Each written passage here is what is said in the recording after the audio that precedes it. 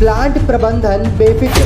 रायगढ़ जिले के किसानों का प्रदूषण से बुरा हाल, काले धुएं से परेशान ग्रामीण। इस उद्योग के खिलाफ सबसे ज्यादा शिकायत, उसी को विस्तार की अनुमति। जिस जगह की हम बात कर रहे हैं वो जगह है छत्तीसगढ़ का रायगढ़ जिला। इस जिले में सुबह से शाम तक प्लांट, इस्पात और छोटे उद्योगों से निकला काला धुआं पूरे शहर में मंडरा रहा है। लोगों का साफ कहना है प्रशासन सिर्फ टाल मटोल करता दिखाई दे रहा है। चलिए आपको वो नज़ारा दिखाते हैं जब खुद यहाँ के किसान इन सभी परेशानियों से त्रस्त आकर सीधा इस्पात प्रबंधन के दरवाजे पर जा खड़े हुए और कहा ये सब्जियां तुम ही खाओ। इस्पात का विस्तार बंद करो, किसानों को न्याय दो। हम लोग रोज दिन इसको खा रहे हैं, फांसी से मर रहे हैं।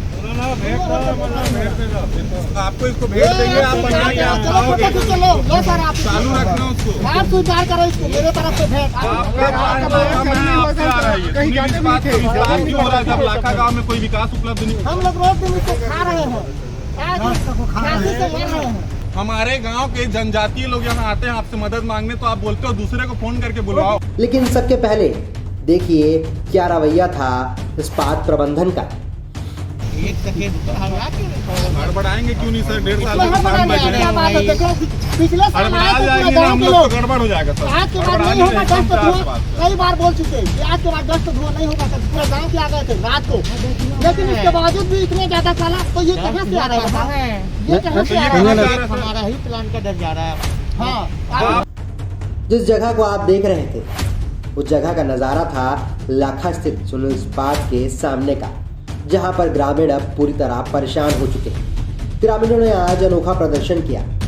ग्रामीणों ने अब इन सब परेशानियों से त्रस्त आकर खुद प्रबंधन को कहा कि ये सब्जियां ले लो और इसे तुम ही खाओ, क्योंकि प्लांट से निकले काले धुएं की वजह से आसपास के ग्रामीण परेशान हैं। आसपास में जब उनकी फसल उगती है खेत में, तब उस पर काले धुएं की एक परत चढ़ जाती है। डस्ट की वजह से सारी फसल खराब हो जाती है। आप खुद देख सकते हैं किस तरीके से इस गोभी की फसल के ऊपर एक काली परत जमी हुई है। अब इसे ना तो ये बेच सकते हैं और ना ही खा सकते हैं। अब आखिर ऐसे में किसान करे तो करे क्या? हम लोग रोज दिन इसको खा रहे हैं, फांसी से मर रहे हैं। मगर इसके बाद भी लगातार जन सुनवाई का सिलसिला चलता रहता है। जन सुनवाई निरस्त नहीं की जाती। ग्रामीण इसकी मांग लगातार कर रहे हैं। 15 दिसंबर को फिर होगी जन सुनवाई। आखिर क्यों चुप है जिला प्रशासन? मगर आप खुद सुन लीजिए किसान के मुंह से उसके ऊपर क्या बीत रही है।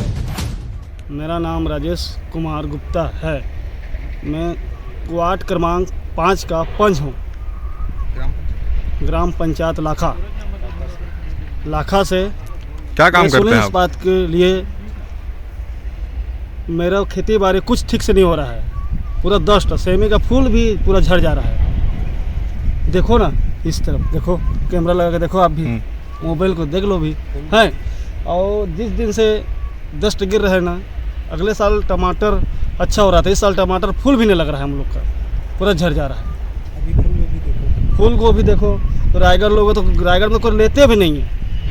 कहाँ से कोयला से ले आए हो फूल गोभी बोलते हैं। हाँ, अब बाजार लोग तो बोलते हैं, खरीदने वाले जो आते हैं सब्जी खरीदते हैं वो लोग बोलते हैं कैसे काला काला दिख रहा है। वो भी परेशान है, पूरा परेशान है। घरघोड़ा, तमनार, पूंजी पथरा, ये वो 3 जगह है जहां बड़े बड़े उद्योगपतियों ने अपनी फैक्ट्रियां लगाई हैं और प्लांट लगाए हैं। अब ऐसे में जब खुद ये लोग आम जनता की परेशानियों का कारण बनते जा रहे हैं, वैसे में जिला प्रशासन मौन बैठा हुआ है। इस युवक की बात सुनिए, इन ग्रामीणों के साथ जो खड़ा हुआ है, जो इनकी बातों को प्रशासन तक बार बार पहुंचाने की कोशिश कर रहा है, मगर शायद प्रशासन सुनने को तैयार नहीं। हमारे गांव के जनजातीय लोग यहाँ आते हैं आपसे मदद मांगने, तो आप बोलते हो दूसरे को फोन करके बुलाओ। जनप्रतिनिधि अपने काम से मुंह मोड़ते नजर आ रहे हैं। सुनील इस्पात संयंत्र में किसानों के साथ हम उनके मालिक से भेंट करने गए थे। फूल गोभी, मूली और पत्ता गोभी जो डस्ट से बुरी तरह से प्रभावित है उन्हें लेकर, तो उस पर हमारा मांग यह था प्रशासन से, क्योंकि 15 तारीख को इनका विस्तार होने वाला कंपनी का, तो जाहिर सी बात है अगर कंपनी का विस्तार होगा तो डस्ट और बढ़ता जाएगा। तो हम चाहते हैं या तो कंपनी हमें लिखित में लिख कर दे दे कि ग्राम लाखा में कोई भी किसान खेती नहीं करेगा, अथवा कंपनी यह लिख कर दे दे कि ग्राम लाखा में अगर कोई भी कृषक कुछ भी फसल या अनाज उगाता है तो उसको खरीदने की जिम्मेदारी मेरा है। क्योंकि अगर आप मेरे पीछे देखेंगे तो मैं किसान का पुत्र हूँ, और अगर हम कहीं बेचने जाते हैं हमारे सब्जियों को तो हमें वो मूल्य नहीं मिलता है जो अन्य गांव के किसानों को मिलता है, क्योंकि हमारे सब्जियों के चारों तरफ एक काले डस्ट का आवरण होता है। तो यह हमारा मांग था, और हम चाहेंगे कि भूपेश बघेल जी भी इसको बड़े गहनतापूर्वक से विचार में रखें। क्योंकि अगर हम अपने गांव का बात करेंगे तो हम केलो डैम से पुनर्स्थापित गांव में एक रहते हैं, और आज उस गांव में जो किसान पिछले 50 साल से खेती किसानी कर रहे हैं उनको खेती किसानी के अलावा कुछ नहीं आता है। और इस कंपनी के विस्तार से फिर अगर ये किसान खेती भी नहीं कर पाएंगे तो वो कहाँ जाएंगे। तो यह सीधी सी बात है कि किसानों का यहाँ न्याय हो, और हम चाहते हैं कि जिस तरह से सरकार कहती है किसान न्याय योजना लाओ, तो हमारे लाखा गाँव के किसानों को न्याय मिले। एनजीटी के आदेश के अनुसार अब यहाँ पर फैक्ट्रियों का लगाना कम करना होगा। क्यों? क्योंकि प्रदूषण अपने स्तर से ज़्यादा बढ़ता जा रहा है।